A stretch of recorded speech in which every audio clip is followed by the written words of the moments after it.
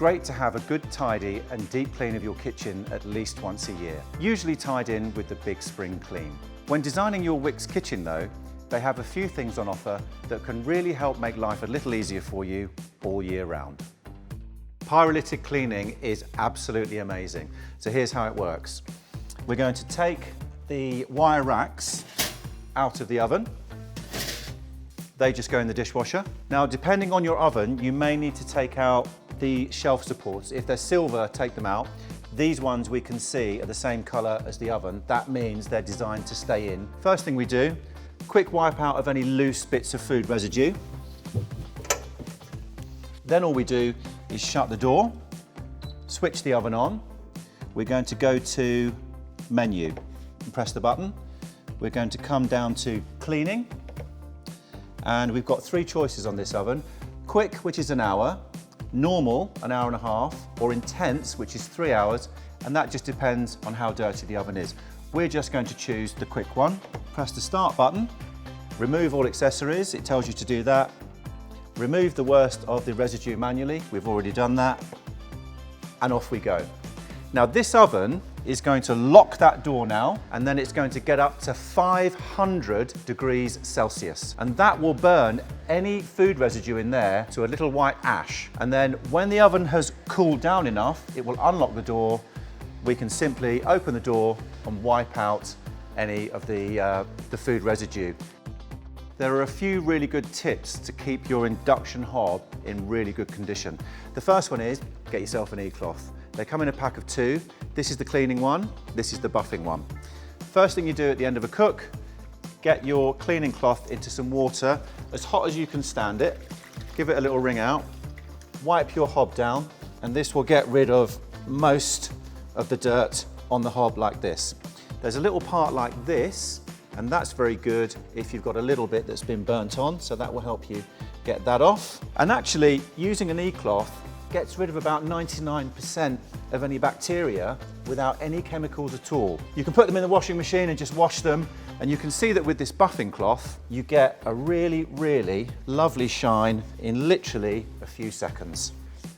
Fantastic, it's as simple as that. Now and again, maybe once a month, you might want to return your showroom condition to your hob, in which case you can get some of this vitreous cream. Again, you can get this all over the place. All you need to do is pop a little bit out onto your hob, take a little bit of kitchen paper and just gently spread that cream all over the hob in a little circular motion. Just leave it for 10 or 15 minutes or so. And then after that period of time, you come back in with another piece of kitchen cloth. You can buff off this vitreous cream, and then finally, back in with your buffing cloth here. That's going to give you an absolutely fantastic shine. Normally we'd let this dry, but let's just give that a really nice little clean there. And then finally, back in with our buffing e-cloth, and you'll see that it gets that really, really fantastic showroom shine back onto your hob. And that, everybody, is all there is to it. We've almost finished the pyrolytic cleaning function. It's 500 degrees Celsius inside the oven, and the door is locked as a safety feature. But if someone were to come up and accidentally put their hand on the glass, it's still perfectly safe.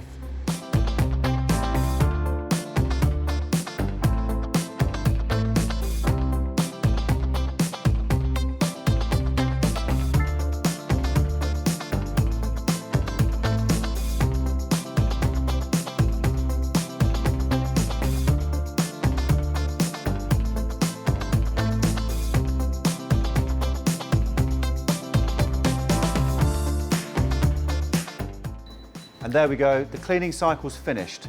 But that door will remain locked until the oven cools down to a safe temperature.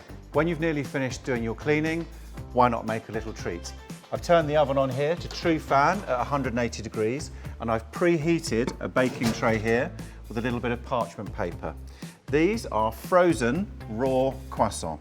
Pop those in here, and I'm going to set a duration timer for 18 minutes, and then they'll be perfect. We have a quartz and a corium worktop here in this kitchen, and to keep them in tip-top condition, all you need is a good quality kitchen spray.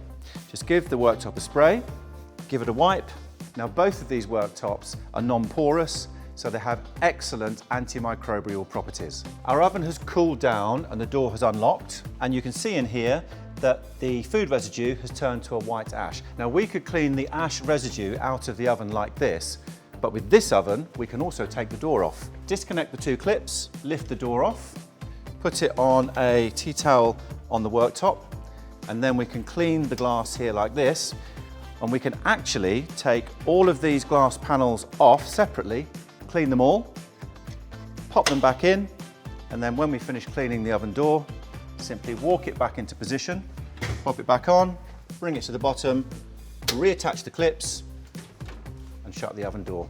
Simple. Now I can see that our duration timer is nearly finished, so what I can do is go and get our rails from the sink, bring them over here, because they're incredibly useful as a trivet. And there we go, the duration time is finished, the oven has switched itself off. We bring our perfectly cooked croissant, pop it, having done all of our cleaning. So there we go, just a few tips on how to keep your kitchen in tip-top condition. See you next time.